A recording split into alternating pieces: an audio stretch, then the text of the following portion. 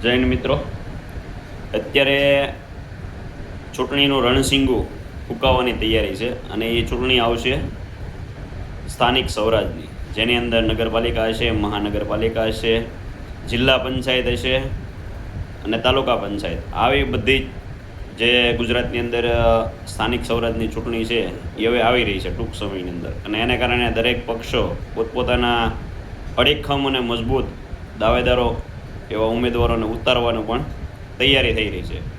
ત્યારે જનતાએ જે ઉમેદવારો પોતાની પાસે મત માગવા આવે એની પાસેથી શું અપેક્ષા રાખવાની છે, એને શું કહેવાનું છે, એને શું સવાલ કરવાના છે, તેનું એક લિસ્ટ પોતપોતાએ દરેકે રાખવું. કારણ કે ગુજરાતની અંદર છેલ્લા 30 વર્ષથી અડીખમ ભાજપની સરકાર છે, એટલે એનું સરપંચથી લઈને સાંસદ સુધીનું પણ વર્ચસ્વ છે. પરંતુ આ ચૂંટણી કોઈ વિધાનસભા કે લોકસભાની નથી, કારણ કે આના જે કાંઈ ઉમેદવારો આવશે એ તમારા જે સ્થાનિક પ્રશ્નો છે, રોડ રસ્તા, તમારા ગામ પૂરતી કે તમારા શહેર પૂરતી કે તમારા વિસ્તાર પૂરતીના જે રોડ રસ્તા છે, પાણી છે, જે ડ્રેનેજના પ્રશ્નો છે, જે વીજળીના પ્રશ્નો છે, સ્ટ્રીટ લાઇટ છે, રખડતા માલઢોર છે, કે કોઈ નજીકની અંદર ક્યાંય પ્રાથમિક સુવિધા આરોગ્ય કેન્દ્ર PSC સેન્ટર હોય, આવા બધા, અથવા આંગણવાડીને લગતા પ્રશ્નો હોય, કે સ્થાનિક સ્કૂલોની અંદર કોઈ ઘટવાળી વસ્તુ હોય, તો તમારો ઉમેદવાર જે બનવા જઈ રહ્યો છે તે આમાંથી તમને શું આપવા માટે તૈયાર છે, એના માટે શું એના પ્રયાસ છે, આ દરેક સવાલ દરેક ઉમેદવારને પૂછજો અને પછી મત આપજો. એમનેમ કોઈક નહીં બોલાવતા કે આપણે ભાઈ મજબૂત હાથ કરવાના છે.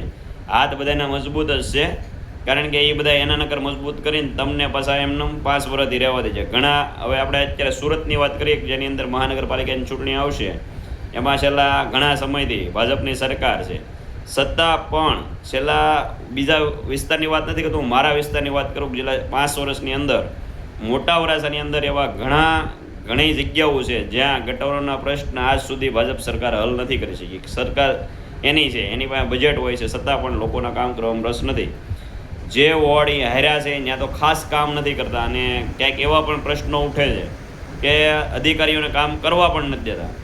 તો આવનારી ચૂંટણીની અંદર આ બધાએ સળગતા સવાલો લઈ અને જ્યારે પણ ઉમેદવાર તમારા દ્વારે આવે ને ત્યારે એને પૂછજો અને કહેજો, અને એની પાસે લેખિત પણ લેવાની ગણતરી રાખજો કે તમે જીત્યા પછી આ કામ કરવા માટે શું કરશો, જો તમારી સરકાર બને તો શું કરશો, અને જો તમારી સરકાર ન બને તમે પોતે ચૂંટાણા તો એના માટે શું લડત આપશો, કે નહીં પછી એવા કે આ ભાઈ બહુ જૂના પ્રશ્નો છે, એના માટે આમ તત્કાલ નહીં થાય, એના માટે આમ છે, એવું નહીં.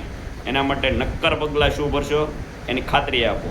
એટલે એટલા તૈયારી રાખજો તમારી, કારણ કે તમારે દ્વારે હવે 5 વર્ષ તમારો એક વોટ લઈ અને 5 વર્ષ સુધી તમારી ઉપર શાસન કરવા માટે ઉમેદવારો તૈયાર છે.